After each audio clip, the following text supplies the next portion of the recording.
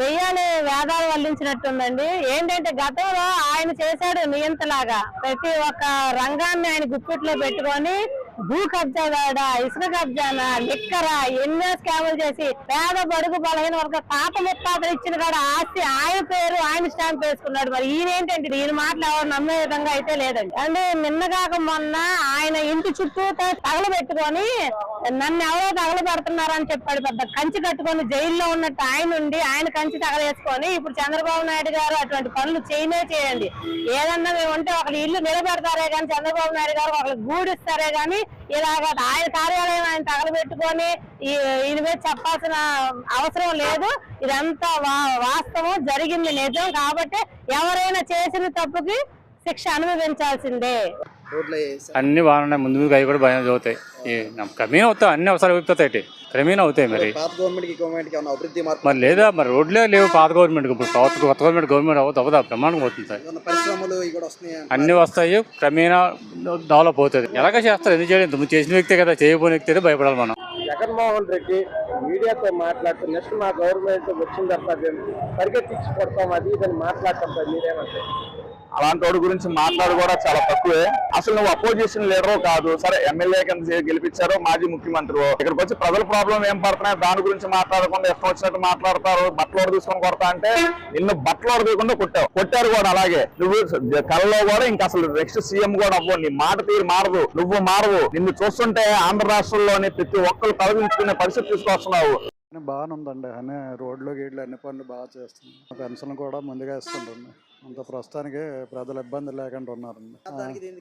అదండి మరి ఏ పనులు ఏ అభివృద్ధి లేదు, ఏ రోడ్లు ఎక్కడ పాడైపోయి ఉండేయండి. ఎక్కడికక్కడ రోడ్లు గతకలు లేకుండా బాగా చేస్తుండండి, బాగా చేస్తాం. వస్తే మరి చదువుకున్న పిల్లలకి వాళ్ళకి అవకాశం ఉంటుందండి, ఉద్యోగాలు చేస్తారండి. తేగలరు, దమ్ము ఉందండి ఆయనకి, రెండో చేయగలరండి, చేసే శక్తి ఉందండి. అవతల పవన్ కళ్యాణ్ ఉన్నారు, ఆయన ఉన్నారు, చెందుతుందండి. వీళ్ళే 10 సంవత్సరాలు పరిపాలిస్తే రాష్ట్రం ముందుకు వెళ్తుంది. జగన్మోహన్ రెడ్డి మీడియాతో మాట్లాడుతూ కావాలనే ఇదంతా కేసులు ఇరికిచ్చారు, చంద్రబాబు నాయుడు గారు కావాలనే చేశారని మాట్లాడటంపై వంశీని కేసులో కావాలని విగించడానికి ఈ కేసు ఎప్పుడుది? మీ గవర్నమెంట్ లో రాక్షసుడు జగన్మోహన్ రెడ్డి పరిపాలనలో జరిగింది ఈ గొడవ, గన్నవరం పార్టీ ఆఫీస్ గొడవ. అప్పుడు జరిగిన కేసులు ఇప్పుడు మాట్లాడుతున్నారు. అప్పుడు తగలబెట్టింది ఎవరు? గన్నవరం ఆఫీస్ మీద వెళ్ళింది ఎవరు? వలమనేని వంశీ గారి మనుషులు కదా, అరవై అన్ని తెలుసు కదా, మీరు చూసారా? అప్పుడు నువ్వు ఏం చేసావు? గవర్నమెంట్ నీది, నీ గవర్నమెంట్ లో నువ్వు చేసిన తప్పులకి కమ్మల మీదకి కమ్మలు వెళ్ళాలి, రెడ్ల మీదకి రెడ్లు వెళ్ళాలి, బీసీల మీదకి బీసీలు వెళ్ళాలి, కాపులు తిట్టించాలని చెప్పి ప్రయత్నం చేసింది, దుర్మార్గపు పాలన చేసి జనాల మధ్యలో కులచిచ్చులు పెట్టింది జగన్మోహన్ రెడ్డి. జైలుకి వెళ్ళి ఒక దొంగను పరామర్శించుకొని వెళ్ళి బయటకు వచ్చి ఎమ్మెల్యే హోదా ఉన్నటువంటి వ్యక్తి అధికారుల మీద ఏ రకమైన తప్పుడుగా మాట్లాడడం, బెదిరింపుగా మాట్లాడడం, చట్టాన్ని తీసుకుని గత 5 ఏళ్ళుగా వాళ్ళు చేసినవన్నీ మర్చిపోయి ఈ రోజు కూడా ఇంకా మేము మీ మీద ఇది చేస్తాం అది చేస్తామని చెప్పి ఒక ఫాల్స్ కాన్ఫిడెన్స్ చూపించి ప్రజలకి ఏం మెసేజ్ ఇస్తున్నారనేది తెలియట్లేదు. మరి నిన్న ఎలక్షన్ కోడ్ ఉంటుండగా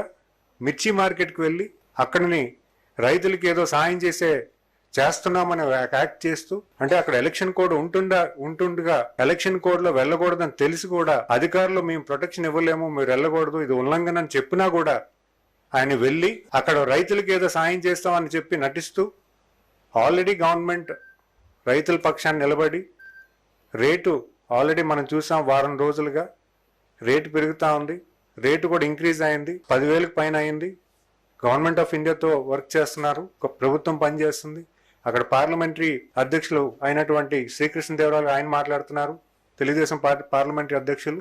అలాగే సీఎంఎం ఆఫీస్ నుంచి కూడా కాన్స్టెంట్గా గవర్నమెంట్ ఆఫ్ ఇండియాతో టచ్లో ఉండి మిర్చి రైతులకి సాయంగా పూర్తి స్థాయిలో సపోర్ట్ వచ్చే విధానంలో పనిచేస్తూ ఉంటే ఈయన నిన్న వెళ్ళి నేనే అంతా చేశానని కాన్సెప్ట్లో వెళ్ళి చెప్పుకోవడానికో మరి ఏమో తెలియదు, కానీ ప్రోటోకాల్ లేకుండా, ఒక సెక్యూరిటీ లేకుండా, అంటే ఎలక్షన్ కోడ్ ఉన్నప్పుడు ఖచ్చితంగా సెక్యూరిటీ ఇవ్వలేరు. ఎలక్షన్ కోడ్ ఉన్నప్పుడు వెళ్ళకూడదని చెప్పడం జరిగింది. చెప్పినా కూడా మా క్యాండిడేట్ లేరు, మేము ఎలక్షన్లో కంటెస్ట్ లేదు అని చెప్పుకుంటే ఒక ఫాల్స్ స్టేట్మెంట్ ఇస్తూ వాళ్ళు ఆ ప్లేస్కి వెళ్ళడం, ఆ ప్లేస్ అంతా కూడా ధ్వంసం చేశారు. ఈరోజు అక్కడ మిర్చి రైతులు చాలా మంది మనం చూసాం మీడియాలో, వాళ్ళందరూ చెప్తున్నారు అసలు వాళ్ళు ఎందుకు వచ్చారో తెలియదు, వచ్చి మొత్తం మిర్చి యార్డ్లో ఉన్న బస్తాలను కొంచెం డ్యామేజ్ చేసి వెళ్ళిపోయారని కూడా చూసాం మనం.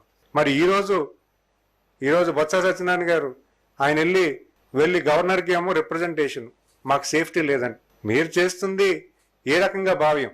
మొన్న వెళ్ళి అధికారులు బెదిరిస్తున్నారు, పోలీస్ ఆఫీసర్స్ని బెదిరిస్తున్నారు. నిన్నేమో సెక్యూరిటీ లేకుండా వెళ్ళొద్దని చెప్పినా కూడా ఏదో సానుభూతి పరంగా వెళ్ళి ఏదో చెప్పేసి మేమే చేసామని చెప్పుకోవడానికో ఏంటో తెలియదు. కానీ నిన్న అసలు వెళ్ళని చోటుకు వెళ్ళకూడదని చెప్పినా కూడా వెళ్ళడం, ఈరోజు మళ్ళీ వెళ్ళి మాకు ఏదో మాకు ఎవరు పట్టించుకోవట్లేదు, మమ్మల్ని ఎవరు మాకు పోలీస్ బందోబస్తు చేయట్లేదు, ఇవన్నీ వెళ్ళి బొత్స సత్యనారాయణ గారు ఎందుకు ప్రజెంట్ చేశారు?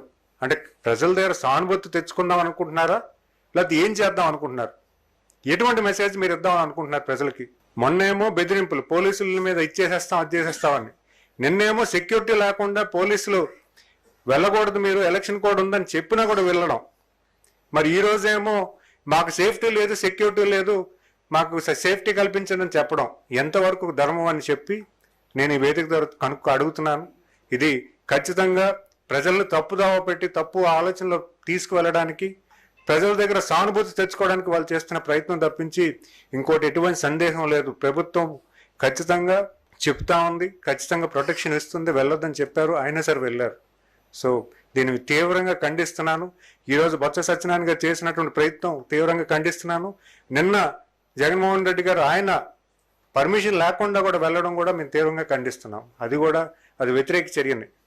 అలాగే మొన్న అధికారులను దుర్భాషతో మాట్లాడి వాళ్ళ మీద చేసినటువంటి ప్రయత్నం కూడా తప్పుడని చెప్పి ప్రజలకు తెలియజేస్తున్నాను. పాలకొండకి వాళ్ళ తాలూకు నాయకులు కలవడానికి వెళ్ళారు.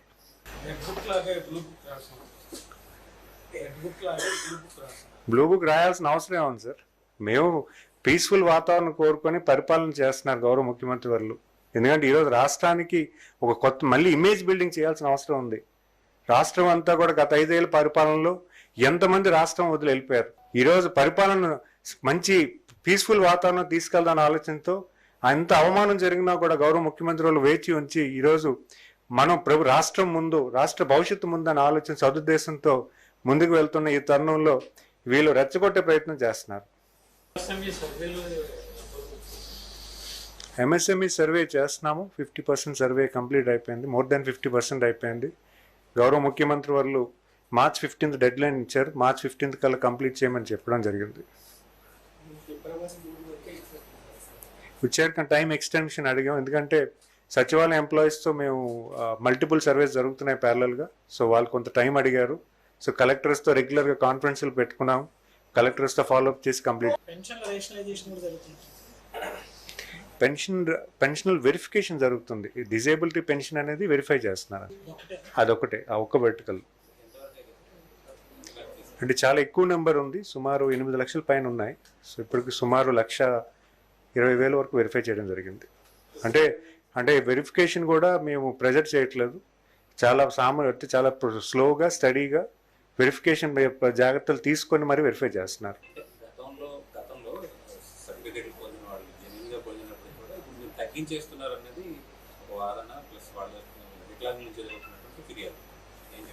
సో ఫిర్యాదులు ఖచ్చితంగా వెరిఫై చేస్తున్నాము. అంటే ఫిర్యాదులు మా ఆఫీస్కి వచ్చినవి వెరిఫై చేయమని చెప్తున్నాము. అంటే యాక్చువల్గా ప్రాసెస్లో కూడా వెరీ రూల్ పొజిషన్ ఏదైతే ఉందో, కొత్తగా మేము రూల్స్ ఫార్ములేట్ చేయలేదు. గతంలో ఉన్న రూల్సే మళ్ళీ వీరు రీవెరిఫై చేస్తున్నారు. ఏవైతే గతంలో ఏర్పడిన రూల్స్ ఉన్నాయో ఫస్ట్ నుంచి ఫాలో అవుతున్నారో వాటినే మళ్ళీ రీవెరిఫై చేస్తున్నారు. అంటే దేంట్లో ఇంకోటి ఏంటంటే వెరిఫికేషన్ ప్రాసెస్లో చాలా ట్రాన్స్పరెంట్గా ఎటువంటి ఎవరు చేస్తున్నారు, ఏ డాక్టర్ చేస్తున్నారని కూడా ఎవరికి తెలియదు. అంటే ఒక జోన్లో ఉన్న డాక్టర్ వేరే జోన్కి వెళ్ళి వెరిఫై చేస్తున్నారు. సో ఇందులో ఎటువంటి ఇన్వాల్వ్మెంట్ కూడా ఉండదు. సో చాలా ట్రాన్స్పరెంట్ విధానం తీసుకొచ్చాము. వెరిఫికేషన్ ప్రాసెస్ కూడా చాలా క్లియర్గా, ఏవైతే గతంలో ఫామ్ చేసిన రూల్సే, కొత్తగా ఏమీ రూల్స్ లేవు.